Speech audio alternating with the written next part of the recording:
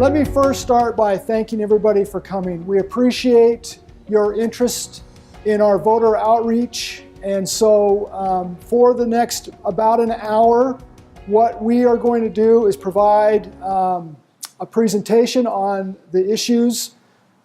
There will be an opportunity for questions, but as we get started, just want to let everybody know we are recording this so that for those that couldn't attend, they'll be able to watch it. And so for this session, appreciate it if to just let everybody know that we are recording. We do want to put this on our YouTube channel as well as Facebook, so those that couldn't attend will have an opportunity to have the same information. So just to let you know that. So for the presentations, I just want to kind of set some of the ground rules for you. What this presentation is and what it's not. Our purpose here is to provide the facts on Proposition 412, facts on Proposition 413. We also are planning on covering, or we will be covering home rule. Well, that's 412, right? Home rule is 412. And 413 is we plan on covering them in separate sections, although it's one on the ballot, and that is, of course, the CIP discussion and pavement preservation. From those, we will then move into talking about our interchanges, and we'll have a presentation. There's been a lot of interest in what's happening with the interchanges, and so it made sense that if we were going to take this time and talk to the public, that we would talk about what's happening with the interchanges, because there is so much interest in that. So we will be providing facts on all of those issues. So with those covered, I would like to just talk.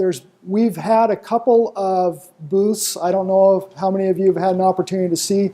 We had a booth at Andy Divine Days, and then we were at First Friday, and there's been a number of people that stop by and ask questions about property tax. And so just really quickly, we don't really have a presentation on it, but while we were doing this, thought it would be a good opportunity just to remind everybody that the city does not charge a property tax. There's been a lot of confusion about that. And so just so everybody knows, you pay property tax when you live in the city of Kingman, but none of that property tax comes to the city. So just want to make sure that everybody's clear on that. And with that, our presenters tonight will be, of course, our finance director, Tina Moline, will be covering the home rule issue and CIP issue, and then we'll turn the time then from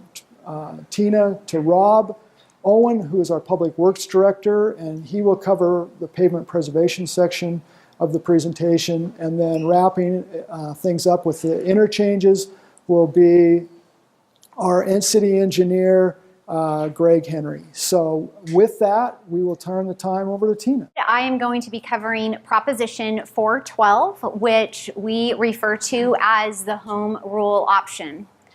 So we'll start with what the home rule option is.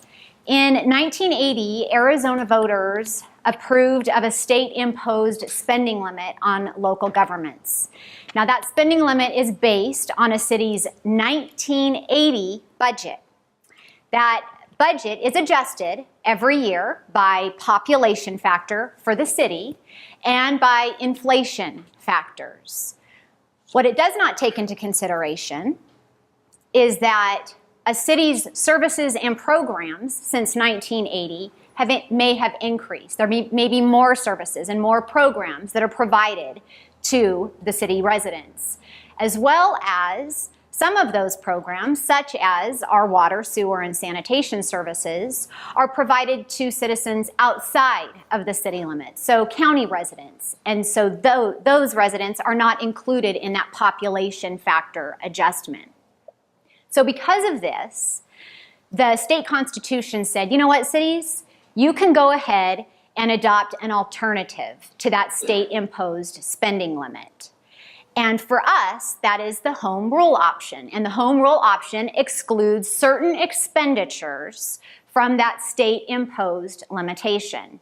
So since the city of Kingman has water, sewer, and sanitation services, and those services are offered or provided to citizens outside of city limits, we exclude those expenditures from the state-imposed limitation.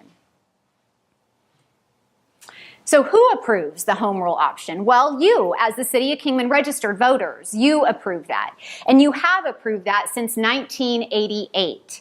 The home rule option is good for 4 years, so it goes back out to the voters every 4 years. The last time it was approved by the voters was in November of 2014, meaning it's coming on the ballot, or it will be on the ballot this year, November of 2018. So there are currently 91 cities and towns in the state of Arizona. And all of them have a state-imposed limitation. 79 of them had adopted some sort of alternative to the state-imposed expenditure limitation. Of those 79, 51 use or fall under the home rule option. So one of the questions that we get is, well, since you're asking us to allow you to spend more than this state allows you to spend, well, then you must be increasing my taxes. And that is not the case. Home rule option has absolutely nothing to do with our tax rates. It strictly allows us to spend the revenues that we are already collecting. It allows us to spend them on operational needs, on capital needs, in order to provide the services for you as our residents. So we've talked about the state-imposed spending limitation. Well, what is that dollar amount? We know that we can't exceed it. The state has said, well, in 1980, the city had about a $4.4 million budget. 38 years later, after it's been adjusted for population and inflation factors, it's now $45 million is what it says we are allowed to spend. Well, our fiscal year 19 budget is just over $120 million. Now, what the state also says is, you know what, city, you guys get money for grants, you get money from the county for flood control, and a few other things like that. We're not going to make you count that money towards that state-imposed limitation. So when we take all of those expenditures that the state says you don't have to include, that leaves us with about $85 million that is subject to that $45 million state-imposed limitation. So if we didn't have home rule, there's a $40 million difference for fiscal year 19. So what happens if home rule is not approved in November? Well, as I stated earlier, if we use the fiscal year 19 budget figures, there's a difference of $40 million. There has to be cuts, significant cuts across the board. Water, sewer, sanitation, airport services, parks, recreation, police, fire, streets. All of those departments fall under that $85 million. So $40 million would have had to be cut. Additionally, if it's not approved, the home rule option cannot go back out to the voters until November of 2020. So we're required to wait 2 years before we can take that back out to the voters. So what does the calculation look like? So I've talked about the numbers, and some of us would rather visually see those numbers. So in fiscal year 19, we have that $120.8 million budget, or our total expenses. We have our exclusions of the constitutional exclusions, so those exclusions that the state says you don't have to count. That's $35 million. Because we can take out those home rule exclusions of just over $40 million, the amount that is subject to the state-imposed limitation is $44.6 million, and the state-imposed limitation is $45 million. So we're okay for fiscal year 19. If you look at fiscal year 20, which those are all based on estimates, we do not know where we're going to be in fiscal year 20, you'll see that with home rule, we should be okay. Without home rule, we may have a deficit of about $24 million that we'll need to cut. So how will the question read on the ballot? It basically says, the title of it is basically saying that you are approving or that it's allowing the exclusions of water, sewer, sanitation, and airport services from being included in the state-imposed expenditure limitation.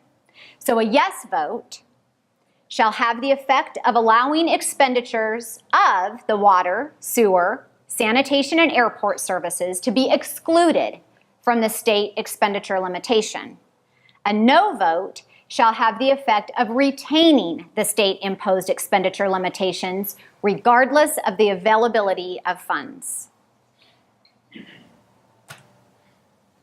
So that is the information on, I think we're going to take questions afterwards, ma'am. Proposition 413. So it is titled the Responsible Sales and Use Tax Act. So Proposition 413 has three different components to it. There is a 0.5% increase to our sales and use tax for capital projects. There's a 0.5% increase in our sales and use tax for pavement preservation. And there is also a component that takes the voting power away from the City Council and pushes it out to our voters. So what is the purpose of the 1% sales and use tax increase? So the City Council approved a 1% increase in August 15th of 2017, of which a 0.5% is dedicated to pavement preservation and the other 0.5% is dedicated to capital projects. The additional revenues that the city is expected to collect in fiscal year 19 from that 1% increase will be about $6.4 million. So $3.2 million for pavement preservation and $3.2 million for capital projects. So why the 0.5% increase for capital projects? Well, the City of Kingman puts together a 5-year capital improvement plan every single year. And those projects that are included in that plan are comprised of all sorts of different types of projects. There are water projects, wastewater projects, sanitation, flood control, and all of those types of projects have their own dedicated revenue stream. Then we have parks and recreation, public safety, streets, and then just building and facilities improvements. Those projects have one dedicated revenue stream that they all share. Now, over the last 10 years, those general capital projects, so public safety, parks and recreation type projects, have ranged anywhere from $138 million to just over $200 million for one dedicated revenue source of 2% in room tax that generates about $600,000 a year. So many of those general capital projects end up going unfunded. Things such as Eastern Street improvements, Stockton Hill Road, the widening of Stockton Hill Road. There's improvements at the parks, so restrooms, lighting, parking at the parks that go unfunded. We've got, radio consoles and station alerting for public safety. Those types of projects also go unfunded. So the funded and unfunded projects over the last 10 years, that $138 million to $200 million that I just alluded to in the previous slide, this is the history of those. And you'll see two different color bars in each of those years. The dark color, that top bar, are our water, wastewater, flood control, and sanitation projects. Again, a dedicated revenue stream for each of those. The larger part of each of those bars, that lighter color, are our general capital projects. So you'll see from year to year how many general capital projects that we have in our 5-year CIP. And of course, we can't fund all of those. And so this year, in fiscal year 19, $138 million in our general capital projects. So that's the history of the 10 years in capital projects. Let's look at this year's 5-year capital improvement plan, our funded and our unfunded projects. So the first 4 categories, facilities and systems, streets, parks and recreation, public safety, those are our general capital projects. We have $138 million for the next 5 years in general capital projects. Of that $138 million, you're going to see $114 million is streets, $10 million is parks and recreation, public safety, $11 million. When we look at those street projects, which are most of those general capital projects, what types of projects are we talking about? Well, we're talking about projects like Eastern Street Improvements. It's a $10.5 million project. We're talking about a project like Stockton Hill Road, the widening of it. Over $4 million. We're talking about Southern Avenue widening, almost $4 million. And then, of course, Rancho Santa Fe Parkway TI Phase 1, just over $40 million. Those are some of the projects that are in those general capital projects that we're talking about. So, you know what our 5-year CIP looks like. What about this year? Just fiscal year 19, the funded capital projects. So what are we funding this year? So the red bars, again, are general capital projects. Those are the projects that we are able to fund. It's just over $10.1 million this year in general capital projects, and you'll see how it's laid out by type. So facilities and systems, streets, $3.5 million, parks and recreation, just over $600,000, and public safety, $5.3 million. So how has the 1% increase that's dedicated to capital projects and pavement preservation helped? Well, that table shows some of the projects that we're able to fund this year. So we've got playground equipment. We're upgrading some of the equipment in the playgrounds and replacing some of them. Fire engine replacement. We're able to do a fire engine replacement program. Fire Station 2, we're able to fund that project. We're doing some upgrades to our police building, to this particular building. Eastern Street improvements. Granted, we can't fund the whole $10.5 million, but we've dedicated $450,000 to some right-of-way acquisition. And then just over $2 million for our I-11 East Kingman connection project. So that is how that it is helped because instead of saying we have no money for pavement preservation, we have nothing dedicated for our streets for pavement preservation, we have very little dedicated for capital projects. Now that we have 2 dedicated revenue streams for each of those, we're able to use that $600,000 in room tax for general capital projects, and we're able to take some of the money out of the general fund, construction sales tax, and dedicate it to some of those other general capital projects. And so you'll see the pie chart on the side shows the different types of revenue sources, and that TPT right here, this is a new funding source right there, $3.3 million. This is a chart of our unfunded projects, and there are some handouts on one of the tables in the back. I'm not going to go through all of them, but for the next 5 years, our unfunded projects are still at almost $3 million, and that's just our general capital projects, unfunded projects. So with that, I am going to hand it over to Mr. Rob Owen, our Public Works Director. I'm here to talk to you a little bit about pavement preservation program. So as Tina had stated, in August of 2017, Council approved an increase in the sales tax, and half a percent of that was dedicated to pavement preservation. Those additional revenues from the increase will generate $3.2 million. And this, for the first time, established a dedicated funding source for pavement preservation. So this is our road network. We have approximately 434 lane miles, 4.4 million square yards. We went through and did pavement inventory.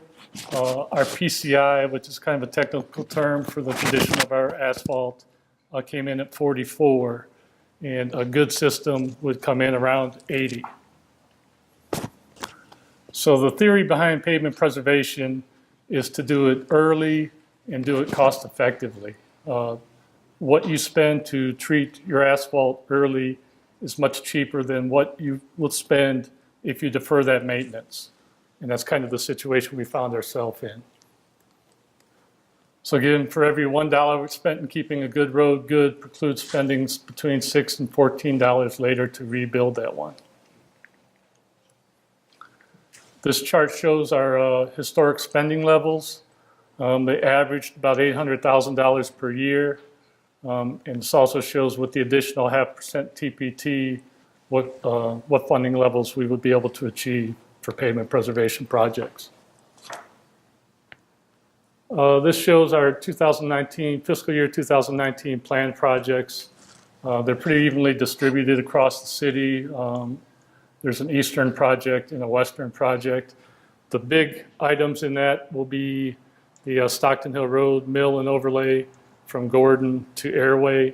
The first phase of that project has started with the water line replacement, and we will be following that with the pavement preservation portion of that project. So that's all I have. On pavement preservation, I'll be over here at this table to answer any questions you might have going forward. Thank you. Good evening, everyone. Again, my name is Greg Henry. I'm the city engineer, and my job here is to, pardon me? Will do. My job here is to talk about the interchanges, the proposed interchanges on I-40, and we are talking specifically about, we have 3 proposed interchanges on the interstate. This just shows where those proposed interchanges are located. They're the ones in black. We see Stockton Hill and Andy Devine in orange. First one on the west, starting from west to east, is the I-40 US 93 West Kingman TI. This is an ADOT funded project. The general scope of this project is to construct a high-speed system connection between I-40 and US 93 to alleviate the traffic congestion and enhance regional traffic flow. If anyone's come home from Las Vegas on a weekend, they've probably been backed up by the traffic. There's just too many driveways, too many trucks, too many turning movements on that segment of road there that cause conflicts and delays. So the new interchange would bypass all that a little bit to the east and make a direct connection coming from Phoenix to 93 north. And this map shows exactly what I just mentioned there. The new alignment is essentially in blue. Yellow alignment here is just the existing Beale interchange, and the new one would come in just a bit to the east of that and make a direct connection to 93. General history for the West Kingman TI. First report I was able to find was from July of 1993 when ADOT commissioned a study called the Final Project Assessment for the West Kingman TI. They recognized there were operational issues back there. There were traffic congestion and other issues. And then in 1996, they completed a multi-modal corridor profile study, which recommended a new connection, again, based on traffic issues and delays. Then in November 1995 and June 96, some of you may have been here then, and there were some, ADOT actually held some public meetings looking for input from the public on the general alignment for what that new system connection should look like. Again, in 1999, there was another corridor profile study which further identified the need for that bypass and that freeway type traffic interchange. Then moving up ahead to 2007, 2008, ADOT had a project scoping meeting trying to define the scope of the work for design and concept for the new interchange. And they held some more another public meeting in March of 2008. And they completed a feasibility study in October 2009, which showed 8 possible alignments. And of those 8, based on the public comment and the input from other engineers and agencies, they were recommending 2 at that time for further recommendation.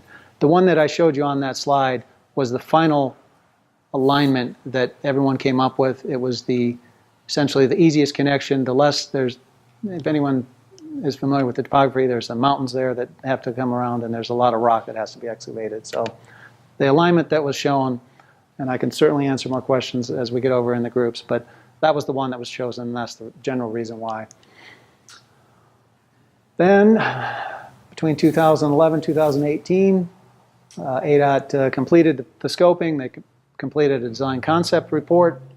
They did an interim improvement out there adjusting the signal timing and dropping the dedicated lane to allow for traffic to what they determined would flow better. I think we all know there's still some problems out there. Last fiscal year, they had $5 million programmed for design and updating the design concept report. And the next steps they need to do would be to complete that updated design concept report, complete the design for the new bridges and the freeway. Their 5-year plan shows a tentative $10 million in fiscal year 2020 for right-of-way acquisition for the project. And in 2024, they are proposing $55 million for construction of the project. That's all I got on the US 93. The second interchange is the Kingman Crossing interchange. And essentially the scope of this project is to construct a new traffic interchange on Interstate 40 with arterial roads north and south to promote and facilitate commercial development, to increase public safety response times, and to promote general traffic circulation. We all know of the new schools on Prospector Street, and the city certainly gets calls from residents on the south side of I-40 complaining about, the delays. They have to use the existing Eastern Street to get there, and we just want to let you know we're aware of those issues. This would help solve some of those issues. Here's a general graphic showing the new interchange, the new connecting road. Basically, we're talking a new road from I-40 that would wind its way down to Southern Avenue and line up with Seneca Street, and then extending the existing Santa Rosa Drive over to Prospector, and Prospector up to meet the existing pavement that's out there now to provide that circulation to the schools. The schools are off the map, but they're located up here somewhere just north of Airway Avenue. Also, let me go back. Also, there would be a connection here to Louise. I said Southern, but there would be a connection as well to Louise Avenue. So the history for Kingman Crossing, this is probably our youngest proposed interchange. The other ones go back, as you'll see, several decades. In September 2006, the city hired an engineer to prepare a DCR, design concept report, federal highways, change of access report, the environmental documents, and 30% engineering design documents. That study was essentially completed in 2010. ADOT approved the change of access and at that time it was to the north side only. The city had sought access to the south side, but there was several issues from residents that were concerned about that, and so at that time the change of access approved only access to the north side. That's where the hospital is now. Design concept report was completed in June of 2010. Then in January of 2017, the council approved a contract with AECom to design Kingman Crossing Boulevard, that road that I showed that snaked down through the middle of the vacant land there, and that would connect with Southern Avenue and update the change of access report to include access to the south side of Interstate 40 as well as the north side of Interstate 40. And at this point, those plans are 90% complete. And then moving up to October of that 2017, council established the I-11 East Kingman Connection Project. That was essentially a project that proposed building both the Kingman Crossing Interchange and the Rattlesnake Interchange under one project. And I'll talk a little bit about as to the status of that here as I move along. Essentially, the next steps would be to complete the design of the traffic interchange and the arterial roadways, identify and secure right-of-way. At this point, the city has already identified and secured the right-of-way on the southern half, the south of I-40. We've established a plat through the city land, which identified the right-of-way, dedicated it to the public. We've secured right-of-way south of that. And at this point, we've been working with Kingman Regional Medical Center on securing the right-of-way on the north side of Interstate 40. Next step after that would be to complete the necessary develop and implement the construction funding. At this point, the city's working with KRMC on a development agreement to fund this and be reimbursed through sales tax dollars. And further, to complete necessary agreements with ADOT in order to build the interchange for anyone, city, KRMC, to build the interchange on the interstate there has to be agreements in place with ADOT. That brings me to the Rancho Santa Fe Parkway traffic interchange. The scope on this is pretty similar to Kingman Crossing. The main addition would be there's promote and facilitate commercial and industrial development, provide access to the airport, and to promote and make that traffic circulation better. There's just not a good connection from south of I-40 to north of I-40 at this point. Eastern Street is essentially it, and it is a bottleneck. This graphic just shows the general location of the traffic interchange. It will connect to Louise Avenue on the south. It will connect to Airway Avenue, Midway. Airway would need to be extended back to Prospector Street. And then on the northern end, it connects to the airport. The airport's not shown on this map, but it is shown on the map over there. I just didn't have room to get it on the PowerPoint here.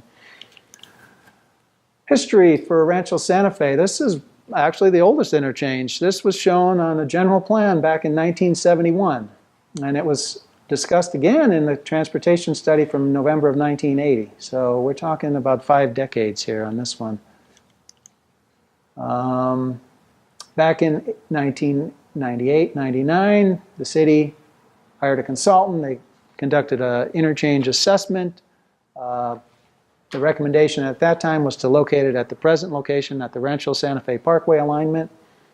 It's been shown on the 2005 Kingman Transportation Study and all updates to that study that have been done since then as a necessary project needed for traffic and circulation. In June of 2005, ADOT was actually promoting this project. They were looking at it as a relief for traffic and trucks on Andy Devine, Route 66, from I-40 to the airport in that general area there. It's not probably as bad as Beale 93, but there's certainly a lot of traffic issues on Andy Devine, north of I-40, between I-40 and the airport there. There's the truck stop, the truck wash, trucking business, and then all the trucks that go out to the airport to do their business at the industrial park. So in that year, 2005, ADOT actually programmed $500,000 for a design concept report. The city was certainly on board. Rob and I attended a lot of those meetings back in 2005, if not all of them. And then in June of 2005, the city signed a development agreement with owners who owned the right-of-way immediately adjacent to the interchange for certain rezoning and right-of-way dedications if the interchange were to go in. There was a sunset clause in that ordinance, and that has since sunset, so that will need to be revisited as we move into some of the next project steps. February 2006, pardon me, the city signs a letter of intent with ADOT. So that letter of intent had, at that time, ADOT paying 70% of the cost of the interchange and the city paying 30% of the cost. Now, that letter of intent has essentially sunset too and will need to be revisited between the city and ADOT. October 2017, the design concept report was complete. And from there, ADOT programmed design money. I believe they programmed about 1.7, 1.8 million to complete the design. They brought it to 95% stage at that point, and then it has since sat on the shelf since then. Initially, when the project was first identified, it was known as the Rattlesnake Traffic Interchange, and I just point out here, because some people still will ask questions about the Rattlesnake Interchange.